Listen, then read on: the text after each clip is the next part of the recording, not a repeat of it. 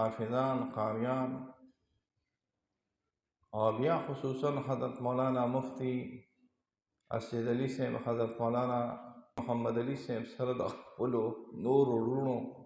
او د علماء کرام الله تعالی دا مجلس په خپل دربار کې قبول و منظور کا او په دې محله کې الله تعالی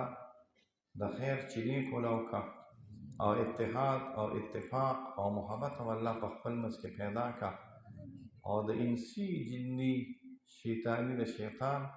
او د مکر او د چال نه سره د الله تعالی په امان کې وساتي. معزز محترمو، ما یو آیات مبارکه د رسول الله صلی الله علیه وسلم د زبان مبارکه وینا وکړه. د الله دا کتاب چې موږ ته په خپله اصطلاح کې قرآن مجید ویو، دا په رسول الله صلی الله علیه وسلم باندې د 40 کالو په عمر کې په مکه مکرمه کې په غار حرا کې را نازل شوی دی. تاسو به اکثر تللی غار حرا به م لیدلی وي. غار حرا یو ډیر اوچت ځای باندې دی. نن سبا چې ورته زمونږ اجیان او د عمرې ملګري دوستان خیږي، نو چې داسې ټپ سړی وي او بیمار سړی وي او کمزوري سړی وي، نو په مشکلاتو باندې خیږي. حال دا دی د اوبو بوتلې مې ځان سره نیولي وي، پوړی ورته هم جوړې دي. د حرم نه چې روانېږي نو په ګاډي کې به ځې. په دغه غار حرا کې 1400 کاله مخکې په یو عظیم الشان مبارک او اعلی ترین انسان شخصیت او هستی باندې الله تعالی یو عظیم الشان او ناشنا د ایجاز او د اعجاز، د فصاحت او د بلاغت او د انسانیت د هدایت لپاره یو ناشنا کتاب را نازل کړ چې ابتدا شوه، چې هغې ته موږ په خپله اصطلاح کې قرآن مجید وي. قرآن مجید دا د عربو په یو داسې کلي کې او د عربو په یو داسې قوم کې را نازل شو چې هغه د خپل وخت او د خپلې زمانې یو انپړه او امیان او امیان او د دنیا په سطح باندې یو ناپسندیده قوم ګڼل کېده. په دغه زمانه کې دغه وخت کې د دنیا 2 طاقتونه وو او دا ټوله دنیا د هغوی د کنټرول له لاندې وه. تقریبا مهذبه کومه دنیا چې وه، چې په هغه وخت کې د انسانانو آبادی وې او هغې ته موږ په خپله اصطلاح کې شرق الاوسط یا مشرق وسطا ویو. دا د 2 طاقتونو د لاندې وه. یو ته به رومیان وي. رومیان دا د عیسی علیه السلام د زمانې نه مخکې یو قوت و. یونانیان ځان له رومیان ځان له. د عیسی علیه السلام په زمانه کې د رومیانو لوی عظیم الشان سلطنت قائم و چې تاریخ دانان وایي چې دا د هغه زمانې په مناسبت سره د دنیا د ټولو نه زیات قوي ترین او اعلی ترین د انتظام او د طاقت سلطنت تیر شوی دی. دې ته به موږ په خپله اصطلاح کې رومیان وایو. دا بیا څه زمانه کې عیسایان شو او عیسایان دا داسې شو چې د عیسی علیه السلام نه تقریبا 200 کاله وروستو یو بادشاه تیر شو، د هغه نوم قسطنطینو، عربی کې ورته قسطنطین وایي او په دې انګلیش کې ورته کانسټنټاین وایي. دا نوم ځان سره یاد ساتي. د هغه مور ایمان راوړه د هغه زمانې مناسبت سره. دا د حضور صلی الله علیه وسلم د زمانې نه مخکې خبره ده. دا زنانه چې کله مسلمانه شوه نو دا زوی یې مسلمان شو. د هغه زمانې مناسب مسلمان یعنې عیسایي شو. مسلمان په هغه زمانه کې عیساییت بعینه اسلام او اسلام عیساییت. په ټول رومن سلطنت کې په دغه وخت کې په عیسایانو باندې ډېر زیات سخت ظلمونه وو. خو چې کله کانسټنټاین بادشاه، قسطنطین بادشاه اسلام راوړو، نو د اسلام سره د رومیانو مذهبي دین دا په هغه وخت کې عیسائیت وګرځېد. د دې په مقابله کې یو ډېر بل ناشنا حکومت، د دې دوه حکومتونو به جګړې وي او دا د دواړو حکومتونو دا ټول دنیا په خپل منځ کې نیمه کړې وه. 6 کاله به یو فاتح شو، 6 کاله به بل فاتح شو او بل کار یې نو خو په دې دنیا باندې د کنټرولینګ دپاره یو سیسټم وضع کړی و چې کبي مې او کبي تو، کله زه او کله ته. دویم نمبر قوت دا د فارسیانو مزدکیانو، دې ته مزدکیان هم وایي، مزدک سړی دی. دې ته زرتشتیان هم وایي، زرتشت سړی تېر شوی دی. او دې ته مجوسیان هم وایي. نو زرتشتیان، مجوسیان، مزدکیان دا آتش پرسته راغلي. دا داسې یو ناشنا بېوقوفه ظالم قوم و که نه مشرکانو. یو خو دا آتش پرستو، یو په دوی کې تفاخر ډېر زیات. اوس هم په ایرانیانو کې تفاخر زیات دی. هغه زوړ سیسټم اوس هم په ایرانیانو کې دی. دوی به د دنیا دا ټول خلک جاهلان او بېوقوفه او غریب ګڼل او غریبه، دنیا ټوله غریبه وه. اوس ته زه د دوی د مال څه وایم. کله چې دا هغه بادشاهان دي چې تاسو یې نومونه کله ناکله اورئ. دا پښتانه هم وایي هلکه د نوشیروان بادشاه عدل دی الله نصیب که. نوشیروان بادشاه نوم چېرته اورېدلی دی که؟ جام جمشید ورته ویل کېږي. مولوي صاحب یو عجیبه شی، جام په فارسی کې ویل کېږي، بس په پښتو کې چې ورته تاسو جام وایئ. جام په پښتو کې هم جام دی، جام. او جمشید د هغوی د بادشاه نوم. د سحر یو غلبه وه په دغه علاقه کې او جام جمشید یو داسې جام یې ځان له جوړ کړی و چې داسې به یې پکې وکتل سلطنت یې ډېر وسیع و. موجوده ټول ایران دوی سره و. د پاکستان دا ټول زموږ د علاقې نه دي، دا د دوی سره وي. افغانستان ټول د دوی سره و.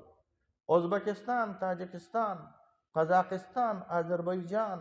چیچنیا پورې د ماسکو پورې د دوی حکومت. اوس که نقشه وه ما تاسو پوه کړې وې، دا مې درته یو ناشنا بحث راواغسته. دا دې طرفونو ته و، دا دې طرفونو ته و. دې طرفونو نه مو مراد دا دی دوی به ځان ته مشرقي اقوام وي. دا اصطلاح یاد ساتئ. د دې په نسبت سره چې روم کوم سلطنت و هغوی ځان ته مغربي اقوام وي. ایټلي د دې دارالحکومت و، ایټالیا چې ورته ویل کېږي. د دې دواړو حکومتونو به جګړې وي. دا یو پکې لږ متکبر او مالدار و. دا مزدکیان چې دا مالدار و. مدائن ورته ویل کېږي. د دوی یو ښار و مدائن. او دا که چېرته تاسو نوم اورېدلي نو بخت نصر یا بخت نصر دا د هغه زمانې د بابلیانو د حکومت باقي حصې راغلی. یو بادشاه یو تخت یې ځان له آباد کړ او هغې کې د اویو بادشاهانو خزانې یې کېښودې. طریقه کار به یې دا و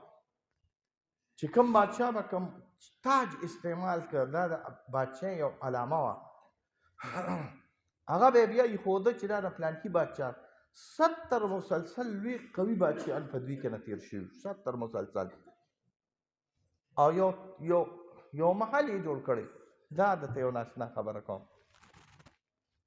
دا محل په یزد کې و. یزد نوم ځان سره یاد ساتئ. یزد دا د مدائن یو علاقه وه. په دې محل کې د هغه زمانې مناسب یو وایټ هاوس یې جوړ کړی و، ځان ته به بیت الابیض وی. څه بیت الابیض،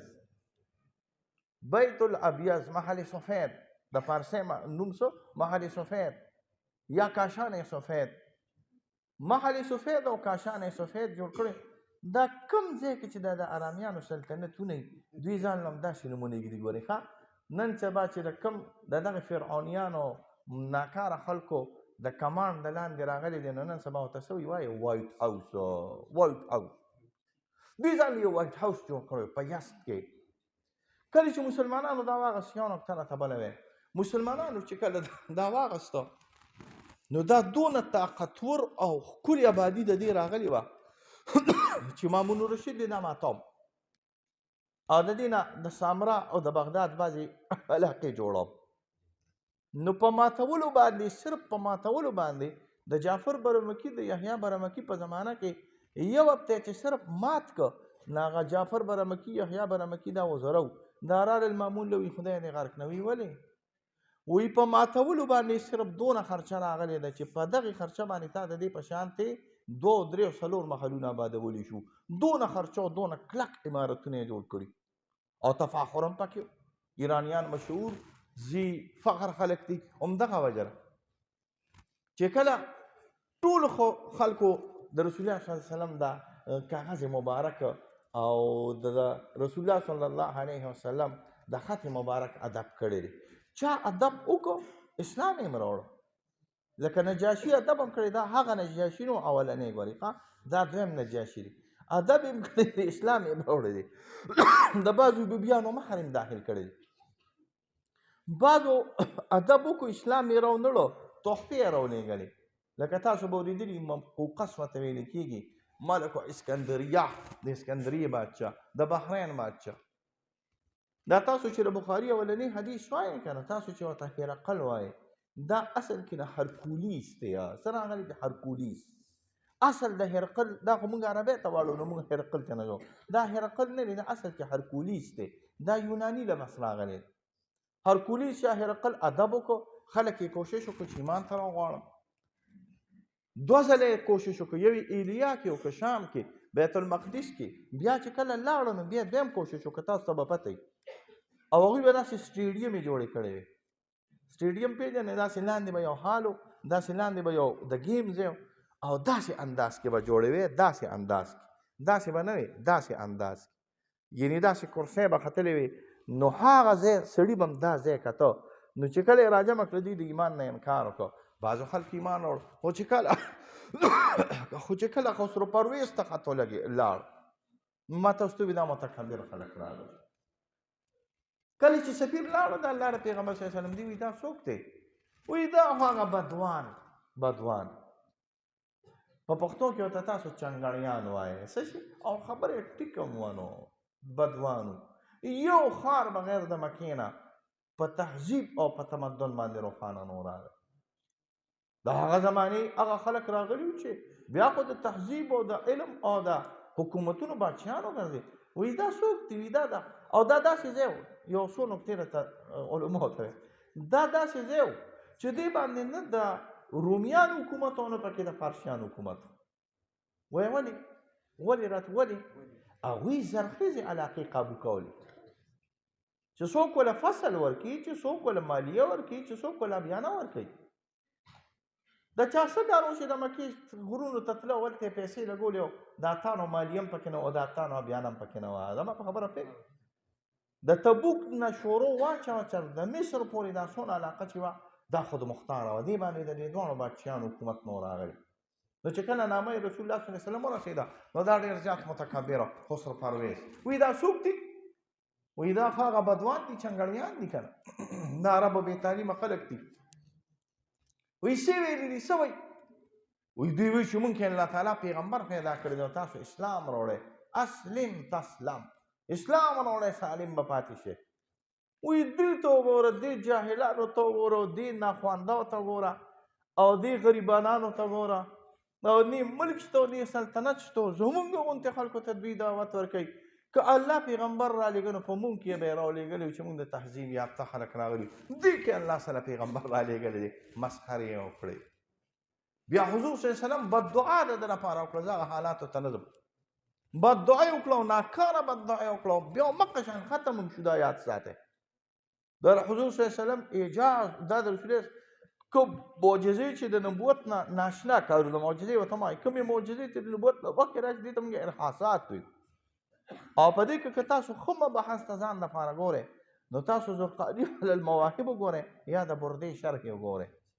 د بردو په شرحو کې دا تفصیلات راغلي او د دې قومونو دا یو خیال و دا نقطې یادې ساتئ دوی ځان له یو داسې علامت جوړ کړی چې زموږ دا علامت باقي وي نو زموږ سلطنت به باقي وي د مجوسیانو په زمانه کې په اصفهان کې یو آتشکده وه دوی به د اور عبادت کو زمونږ په د علاقو کې ما آتشکدې وي د اور عبادت پرې کو او هغه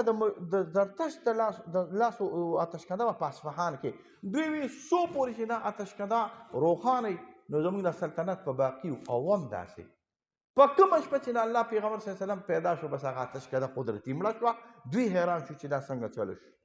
نوشیروان باچا خوب ولیده د تبریه جیل ورته ویل کېږي. ګورئ تاسو دې ته سوچ کوئ. تمیم الداري صاحب وایي زه ناګهانه لاړم دجال سره میلاو شوم. نو چې دجال سره په یو جزیره کې میلاو شوم نو ما نه یې تپوسونه کول دا د حق او د حق یو څو نښې وي. نو ما نه یې تپوسونه کول چې د بیسان چینه شته او تبریه جاري دي که نه ده. وایي ما ورته ویل چې او تبریه جیل جاري راغلی دی. د علاماتو د عیسایانو دا د عیسایانو یو زعم و چې کله تبریه اوچه شو نو د تبریه د جیل د اوچېدو سره به دا د عیسایت نقصان او تبریه اوچه شوه. په هغه زمانه کې اتفاقي خوشکتالي وه. هر څه چې ورته ته وایې خو اوچه شوه. دا د رسول الله صلی الله علیه وسلم یو ناشنا کار راغلی. په دې زمانه کې الله قرآن پاک را نازل او خفه کېږئ. تاسو مه ګورئ دا بعضې رواجونه بعینهي داسې لکه څنګه چې د پښتنو رواجونه راغلي دي. ګورئ دا ویلګر مولوي صاحب ډېر سم سړی و خو کله ناکله به یې زموږ دا پښتانه سم برابر. خو تاسو یو خبره جنجال دی تاسو او یوازې تاسو کې نه دی ټولو پښتنو کې. جنجال دا دی چې دا پښتانه ځان ته پښتانه وایي خو مولا ته پښتون نه وایي. ګورې دا یاد ساتئ. داسې نه که نه خفه کېږئ به نه. زه د خپل علاقې داسې پښتون یم چې بس نورو خلکو ته تاسو خو دا عام پښتانه نه دي چې څوک پټکي فصل کوي دا خو پښتون نه دی دا خو مولا دی. یا خدای دې ښه کړه. زما خو پلار پښتون دی نیکه مې پښتون دی علم مې وکړو چې علم مې وکړو پټکي مې په سر کړو ته مې د پښتونولۍ نه وباسې. دا څنګه کم قانون دی چې ته اوس ما د پټکي د وجې د پښتونولۍ نه وباسې. داسې ده خو نه د عثمانوالو وایې که او تاسو خو بیا د پښتنو پلاران یې نو جنجال دا دی زموږ ټولو پلاران دي که عثمانوال دي نو عثمانوال خو بیا خامخا پلاران دي. د باچا خان بابا کورني والي دي هغوی ته موږ په احترام سره ګورو. نه د پښتنو کار دا راغلی دی چې دوی خو مولا پښتون نه ګڼي میا پښتون نه ګڼي. مړوي دا میا مولا سړی دی دا پکې پښتون نه دی. زه دې سره به هم ګزاره وکړو. زموږ د پښتنو ته سلام راغلی دی. زما پښتو سو په علم نه کچه کېږي او زما پښتو سو په پټکي نه کچه کېږي. که زه ودرېدم په میدان کې نو بیا یو پښتون هم نه راځي. هلکه مفتي صاحب راغلی دی په مقلات کې دا ګورې ګپ ته لګوم تاسو به یا پته یعنې او چې زه په خپله علاقه کې ودرېږم که نه وایي هلکه ګورې خیال کوې مفتي صاحب راغلی الله خوشحاله کړه امسا سره دا ګورې په دې موږ نه یو خفه. که تاسو موږ ته پښتانه وایئ که نه وایئ موږ پښتانه خو موږ په دې خفه یو چې ما مولا او میا خو پرېږده هغه کوم چې د کار خلک دي هغه هم د پښتونوالي نه ایستلي ګره جنجال ده چې کوم د کار خلک دي نو هغه هم د پښتونولۍ نه وتلي. نو ته پېژنې د کار خلک څوک دي. لواران د کار خلک دي نو هغې د پښتانه نه ایستلي. ترکاڼان د کار خلک دي نو هغه تاسو ټولو پښتنو د پښتو نه هلکه وایې خفه کېږې هم سپین ګیر داس نه کړه. لواران د پښتنو نه ووتل شاخیلان د پښتنو نه ووتل کوم چې کسبګر دي هغه ټول د پښتنو نه ووتل. دا طریقه د دین د محمد رسول الله صلی الله علیه وسلم نه. تاسو ته پته ده دا ولې په عربو کې دا سیسټم نشته. په دې نقطو م لږ پیو په عربو کې دا سیسټم نشته. په ترکو کې دا د دنیا په یو قوم کې دا سیسټم نشته. دا سیسټم د انصارو دا صرف د هندوانو د وجې نه دی. د څه نه وجې نه د هندوانو دا طریقه کار دی. هندوانو ټول خپل قوم څلور قسمه ته تقسیم کړی. په دې نقطو ځان پیوې مانه یو ته به برحمن وي. برحمن مذهبي ټوله وه. دوی به نه چارې لور خور ورکول او نه مې له بل چا نه کوله. او د برحمنیانو سره به چې چا لاس واچو نو دوی به په ځان سره په کورونو کې د ګنګو اوبه ساتلې وي. دا پښتانه وایي که نه وي د ګنګا په اوبو به دې ولامبومه. تاسو خو د خپلو متلو نه هم نه خبر. ګنګا او جمنه دا په هندوستان کې د دوی مقدس دریابونه دي. نو دوی به ځان له په لاسو کې د ګنګا اوبه ساتلې. نو چې چا به ورسره لاس واچو نو زر به ورسره نوکر ولاړو دا لاس به یې د ګنګا په اوبو باندې وینځه. ګنګا دا یو سیند دی لکه څنګه چې زموږ کابل یا دریاسین سیند دی. نو ګنګا او جمنا دا سیندونه راغلي. بیا به د ټولو نه اعلی سړی په اعتبار د نسل سره دا برحمن راغلی یا برحمن راغلی. بیا بل نسل پیدا کړو وي حکومت په دا کوي دې ته به راجپوت وي. نوم ځان سره یاد ساتئ. څوک انګلیش د سنسکرت ته سوچ کوئ راج هندی کې باچې ته ویل کېږي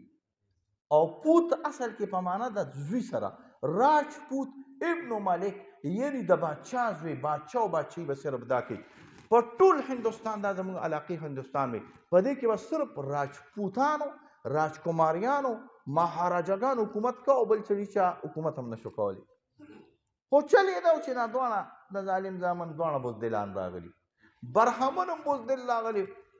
د هندوانو مولا الله دې په امان کې وساتي مبحث رانه ډېر اخواجي خو وزایم چې تاسو ته د معلومات درک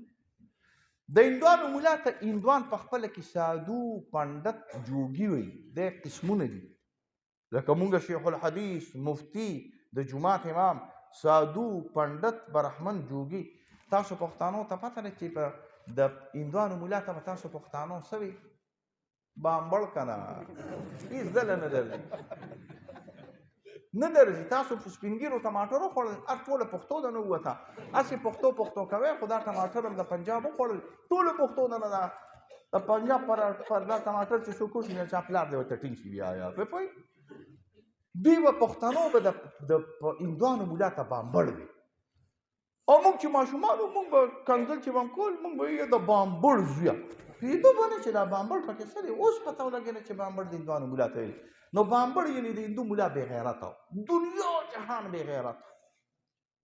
د هندوانو څونه بادشاهان چې دي دا ټول بې غیرته و راجپوت او برهمن دا بې غیرته و نو دوی یو جنګجو بل قوم تیار کړه لکه چې نسل پرستی نه کوم قوم پرستی نه کوم عثمانګالو نشنلې نه یم خو هسې یو خبره درته کوم لکه چې پنجاب حکومت کوي او پښتون وله جګړه کوي زما په خبره پوه نه شو پنجاب حکومت کوي وزیر هر سهار سره پنجاب خو چې کله په ملک باندې سخت راشي اوی پټان نے بندوق نکال کر جلسہ کیا وایه که نه وایه داستان دل عوام او پٹھان نے امریکہ کے خلاف جہاد کا اعلان کیا افغان نے امریکہ کے خلاف جہاد یہ لکه خدای دې ښه کړه مال چې ټوپک راکې او زه د امریکې او د هندوستان خلاف جنګېږم نو دا ټک نه اخوا ولې چېرته سیکان اوسي هندوان اوسي چې هغه له ټوپک نه ورکې زما په خبرو مه خفه کېږي ځکه چې پښتون بهادر دی پنجابي خو جنګ نشي کولی اخو د خپل ښځې سره جنګ نشي کولی نو د هندو سره مسې جنګ وکړي خفه کېږي ما نه مه ګورې نر ځوان څوک دی پښتون دی چې کوم ځای کې بس لړۍ ده نو د چا د سپۍ ده نو کوم ځای کې چې پښتون دی او کوم ځای کې ټوپک دی او کوم ځای کې جهاد دی نو بس پښتون پکې سار ورکړی دی چې دا خو زما د پلار میراث دی خفه کېږئ به مه نو دې دو قومونو یو بل قوم پیدا کړ او هغې ته کشتري وي نوم ځان سره یاد ساتئ څه کشتري لښکریان یو خو یې باړۍ غټې وي د اکثر د کشمیر او د دې یو یې باړۍ غټې وي یو به ډېر طاقتور و نو دوی یې د جنګ لپاره استعمال کړه یو یې چې د دې درې واړو نه پاتې شو نو چې سړی نینې وکړي دا نینې ترې وخوري نو بیا بوس پاتې شي که نه نو بوس پاتې شو چې هغه د دنیا په یو کار کې نه برهمنو او نه کشتریو او نه راجپوتو نو هغې ته یې نوم شودر کېښوده نوم ځان سره یاد ساتئ شودر تاسو چې ورته په خپل اصطلاح کې چنګړۍ وایئ شودر یې کېښوده د شودر دونه بد کرداره حیثیت پاتې شو د هندوستان په معاشره کې دا زموږ په دې علاقو کې دا عیسایان نه دي دا تور دا ټول شودرانو دوی بیا د عیسایانو په وخت کې اسلام راوړو چې کله انګرېز دې وطن ته راغی نو دا سیستم د ذات او د پات د چا دی دا د هندوانو دی خفه کېږئ ما نه مه دا څونه د ذات پات سیستم چې دی دا ټول د هندوانو دی دا د الله د رسول دین نه دی راغلی او د نسب د وجې نه به مسلمان کمزور هم نه ګڼي ګورې په لار کښېنه اکبر بادشاه او ډېر غټ رزیل بادشاه د پښتنو ډېر سخت دشمن څونه مغول چې دي دا د پښتنو دشمنان دي دا متل یې زما وری ګورې ښه پښتنو کې چې به چرته لاړې او ډوډۍ او چای به یې درله رونغ کړله که نه سپین ږیرو جواب به راکوې هسې ځان ته د عثمانزو پښتانه وایي چې چېرته حجره کې به لاړې دیره کې به کېناستې او ډوډۍ او چای به یې درله رونغ کړله نو پښتنو به څه وي دغه شان کور د مغولو والي دی چې ته مېلمه له ډوډۍ نه راوړې دې نه خبرې ستا دې سرډېري ته سرډېري ولې وایي په سرډېري کې د شاه جهان په زمانه کې جنګ وشو د یوسفزو او د مغولو او یا زره پښتانو نه سرونه کټ کړه هغه په دغه ځای کې ډېرې کړي دي ته یو سوي سر ډېرې بیا ته پښتانو دا بدل هم اغوستې تاسو له دې نه خبر دا بدل کې نه په مردان کې یو دره ده په هغې کې اغوستې د هغه یو وزیرو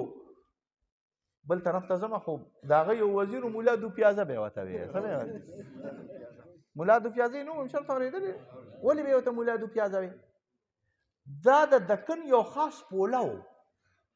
او هغه پولو کې به 12 مسالې اچولې نو چې 12 مسالې به اچولې نو زه به یو خاص پولو پخاو باچا له شاه جهان او اکبر له دا د اکبر وزیر و دا اکبر ځان له 9 وزیران ساتلي هغې ته به نورتن وایي څه به یې ورته وایي نورتن او یو 40 شورا به یې جوړه کړې وه هغې ته به چهلګاني وي عمره چهلګاني نو پښتنو ولې شکستې ورکړې خو بیا هم چونکې حکومت د هغوی د پښتانه دوی اصل کې حکومت ته پښتنو نه اغوستی دا یاد ساتئ مغول حکومت ته چا نه اغوستی د هغه پښتنو اصول هم دی هسې ما خو درته ووایي که نه هسې پښتون یم او پښتون یم او نور پوهېږئ ستاسو په دې علاقو کې د پټکي چوک چې ورته ویل کېږي لیکن بعضو مشرانو تصویرونه دي دې کې د ما په خیال د ګجوخان تصویر هم شته ګجوخان نوم هم چېرته اورېدلی دی نه هم دی اورېدلی تاسو میرویس بابا څه پېژنئ تاسو ګجوخان څه پیژنئ تاسو عمرا خان څه پیژنئ دا ستا د پښتنو او دا ستا د قوم مشران دي تاسو ګجوخان او میرویس خان بابا او عمرا خان بابا او سرتور فقیر او حاجي صاحب عثمانزو نه پیژنئ خو چې څه د دنیا نور لوفران دي هغه د الله په فضل ټول پیژنئ ګورئ ټول پیژنئ داسې پیژنئ چې فخر هم پرې کوئ او خپل مشر نه پیژنئ ګورئ یاد سات نو د اکبر بادشاه په زمانه کې میاشت لیدلې شوه د رمضان میاشت لیدلې شوه اتفاقا دا چې کله د رمضان میاشت ولیدل شو اکبر بادشاه په خپله باندې ولیده دا غټه خبره ده ګورئ دا دونه غټه خبره ده که تاسو د دې په وزن او په قوت پیښې حیران بشي بادشاه چې کله اعلان وکړ روژه اختر روژه ده هلته مجدد الافساني صاحب وایي څوک وایي چې روژه ده شهادت څوک دی د بادشاه وزیران او لښکر یې راغی مجدد صاحب ته وایي اکبر بادشاه ته دی اکبر د ګریډ وایي غټ اکبر بادشاه مغل اعظم به یې ورته وایي ده میاشت لیدلې وي د دې سر ته ګوره میاشت لیدلو ته ګوره اکبر بادشاه به ګیره خریله او ډېر ناکاره ترین بادشاه تېر شوی دی په مغولو کې وایي د ده په شهادت سره لمونځ نه کي د ده په شهادت سره روژه نه کېږي وایي میاشت چا لیدلې ده وایي او لیدلې ده وایي په کوم ځای کې لیدلې ده وایي په اګره کې جولاګان دي هغه جولاګانو میاشت لیدلې ده پوهېږې اګره کې جولاګان دي جولاګانو میاشت لیدلې د اګرې جولاګان رالل فتح پور سیکري ورته ویل کېږي او مجدد صاحب ته شهادت وکړو 12 کسانو شهادت یې واغوست مزېدارې ښایسته ګیرې وې حلال یې خوړه پټکي یې په سر مجدد صاحب اعلان وکړ چې روژه ده اکبر بادشاه وی یا مجدد صاحب زه بادشاه وخت یم ما زما په نوم زما په شهادت باندې روژه نه کړه او دا جولاګان دي دوی په شهادت باندې روژه وکړه یو مشهور مقولې وی اسلام انصاب ندارد اسلام انصاب ندارد اسلام کې نه نسبونه نشته چې ته برید تا وایې چې زه پلان کېما او بل ته سپک ګورې د نسب د وجې نه نو دا دین د محمد رسول الله صلی الله علیه وسلم نه دی دا د هندوانو دین دی نو که تاسو د هندوانو دین قبلوئ د هندوانو طریقه قبلوئ نو قبول یې کړئ او که تاسو د محمد رسول الله صلی الله علیه وسلم دین قبلوئ نو په نسبونو باندې به تاسو فخر نه کوئ او تعرف یې نه کولی شئ چې دا قوم سره پلارکي سره خو فخر به نه کوئ فخر څه ته وایي چې بل قوم او نسب د سره دی هغه سپک ګڼل دې ته فخر ویل کېږي نو فخر به نه کوې نو ستاسو د پښتنو شان معاشره ښه عادات هم پکې وګورئ او دا پښتانه له خوشحاله مه کړه لږ هم خوشحاله ښه عادات هم پکې تاسو ته پته ده تاسو پښتنو کې ښه عادت څه شی دی پرده شکر دی الحمدلله دا ټک نه چا خواشي نو چې دا ټک نه خواشي نو ته به وایې انګلستان دی څه شی دی انګلستان خبر کېږي ما دا ټک نه چا خواشي زنانه کولو شي بورقي نشته صرف په پنجاب کې په میډیاوالي کې پرده ده نور په ټول پنجاب کې په ټول سند کې بورقه نشته او چې دا ټک نه را دی خواشي ناجي صاحب ټولو خلکو بورقي په سر کړي څادرې ویې که نه او چې لا د پښتون ښځه وي او بې سندره ګرځي خلک ته یې خونه یعنې غرق کا څه دي د ځانه سیک جوړ کړی د ښځه او بې سندره ګرځي نو د پښتون قوم کې پرده ده په هغه جاهلیت په زمانه کې په هغوی کې پرده وه اشنا خبره ته کوم د جاهلیت په زمانه کې په هغوی کې پرده اشرافو ښځو به زنا نه کوله او اشرافو ښځو به همیشه پرده ایسته هندوانو کې بعضې قبایل داسې دي چې بلې مخ باندې راجستان ورته ویل کېږي داسې پرده چوړي راجستان ورته ویل کېږي یو پکې پرده وه بل پکې دا و چې سخا پکې وه پښتون به همیشه سخي وي ګورې ښه داسې نه که نه وګوره چې دا د سخا خبره لاړه نو داسې نه وي چې اوس که زه د سخا خبره کوم خو بیا راته دا مې چې مولوي صاحب له به د ماسپښین او د ماښام ډوډۍ هم راوړې که نه نو دې که خو ته بیا نه شوې که نه دا ما ته پته نه که ما چېرته یو د بدو دې سره ماته یو خبره کړې وه او د هغې جومات بوډاګانو د هغې نه دونه پیدا اخیستلې وه چې بس هغه مولوي صاحب راته رنګ وکړي مفتي صاحب تا ته چا وي چې دا خبره کوه ما یو خبره دا کړې وه یو روایت دی ادریس کاندیلوي صاحب هم نقل کړی وي الله تعالی به په آخرت کې یو سړی ملایکو به روان کړي وي جهنم ته الله به ورته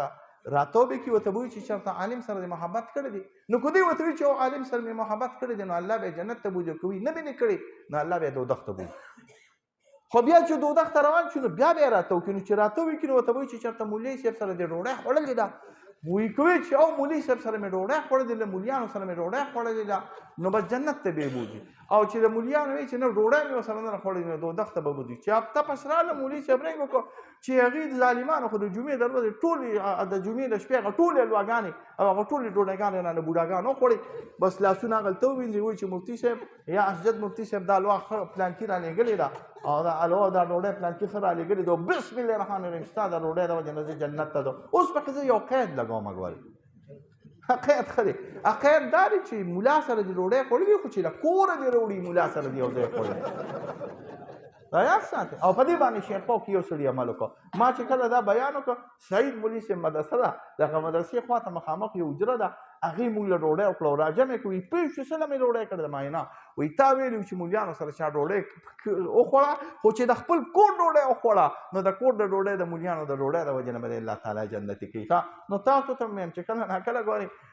د سخا خبره وکړم نو برید تا واخیا چې پښتانه یو خو چې د سخا خبره وکړم نو بیا پوځ یې داسې دغه کړي پنجابیانو کې سخا شته او په پښتنو کې سخا نشته هغوی مد هم لږه کوم زموږ نه طلبا تښتي طلبا ولې تښتي تاسو ته پته نه دا د دې قوم د لاسه تاسو یې ولې موږ خو چېرته طالبان نه دي شړلي موږ خو چېرته د مدرسې نه تعلیم نه دي شړلی موږ خو چېرته د مدرسې نه طالب ته نه دي ویلي چې ځه تاسو زموږ د مدرسو نه خبر نه یې قسم په الله که تاسو زموږ د مدرسو نه خبر شوئ نو دې مولیانو ته به په دواړه لاسه سلام وکړئ مونږ په خیر او په زوارۍ او په سوال باندې چې کله د کال بجټ راوباسو او طالبانو ته صرف لوبیا ورکړو دا د مخامخ ناست دي نو هره ورځ لوبیا او هره ورځ لوبیا او هره ورځ دال نو هره ورځ لوبیا او هره ورځ دال ته خپل بچي له ورکولی شي وایي که نه شي ورکولی د خولې خوند والا کله ناکله بدلی او که نه بدلی نو زموږ د طالبانو تختې اسجد مفتي شي نو چې وتښتو نو موږ ورته ویو یا ظالمان رنګ ورپسې وکړو چېرته تلې وایي ګوجرواله کې ناست دی موږ وایي څه کې وایي تاسو د خدای غرق و پرک نه کي تاسو خو موږ له په لوبیاګانو باندې او په ټیپورو باندې او په دالونو باندې خېټه شنه واچوله په پنجاب کې پروت یم سارم ګډان خورم چیلي خورم او ماښام هم چیلي خورم د پنجاب مدارس دی د پښتونخوا مدارس دی الله داسې په مال کې آباد کی لکه څنګه چې د پنجاب مدارس په مال کې آباد دي خو د پنجاب مدارس ته الله په علم داسې آباد کی لکه څنګه چې د پښتونخوا مدارس په علم آباد دي ناشنا نقطې مې درته وکړو په د پنجاب مدارس ته الله آباد کی په علم نه دی آباد خبر کېږئ ما او د پښتونخوا مدارس آباد دي په یوازې د اتمانزو کې سخت کال تاسو نه 1200-1300 طلبا فارغ دا ته وړه خبره ګڼئ دا وړه خبره ده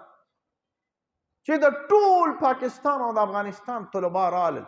او ستا په اتمانزو کې د شیخ محمد ادریس صاحب سره یا د مولانا شیخ فخرالاسلام باباجي سره دورې وکړې او د دورو نه پس ستا د کلي نه 14 کسان علما ووتل ته چونګ خاورې راواله دې خولې ته واچوه چې زما کلي ته دونه خیر او برکت راکړي ستاسو زه درته ناشنا عجایب وی دا ستاسو دې طرف ته چې را تورېږو نو دا بخاري په بانو مو اورېدلی دی لیدلی هم دی شیخ جلال بخاري پیژنې چې دا ولې بخاري ورته ولې وایي ما راته تاسو ته وایي زه هم درته هر څه وایم بخاري ورته ځکه وایي ما د تاریخ لیکلی دا د بخارا د سمرقند د مدرسو نه فارغ شوی دی دا سره بخارا نه راغلی نو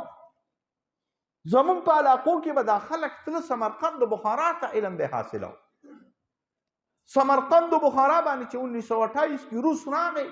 نو هغه مدرسې ختمې شوې بیا علماء د دیوبند یو ښایسته مزیداره مدرسه پیدا کړه چې هغې ته به یې دارالعلوم دیوبند ویه او زمونږ اوسه پورې کابرین د دارالعلوم دیوبند د بخارا او سمرقند فارغین ما نه دي لیدلي او په دې علاقو کې چا لیدلي هم نه دي خو د دیوبند فارغین او فضل الله ما هم لیدلي او کیدای شي تاسو هم لیدلي خو 47 کې خو بیا ختم شو دیوبند موږ سره انقطاع وکړه بیا دا کوړي مولیان راغله نو خلک به ورته څه شي وایي حقانیان استاد مدرسو د دې دوه مدرسو نه الحمدلله د دې دوه مدرسو نه سره د دې ورکوټو مدرسو نه 1400 طالبان د ټول پاکستان فارغېږي دا ستا لپاره وړه خبره ده څه دا ستا لپاره د یو عظیم فخر خبره ده خو تپوس یې مه کړه چې ملا صاحب د لوبیاګانې چې خورې او دا دالونه چې خورې او بغیر د ټیپرو نه بل څه کار نشته دا زموږ لنګري دي تپوس ته وکړې بس ټیپر دي او لوبیا ده ټیپر دي او لوبیا ده نو تاسو به هم ګوره یاد ساتئ مونږ ملیانو خو خپل فرض ادا کوو مونږ ظلم نه کوو رحم کوو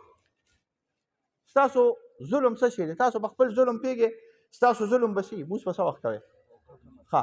ستاسو ظلم به څه شي وي وایه ستاسو ظلم به دا وي چې تاسو سره د دې نه چې الله دله علم درکړی دی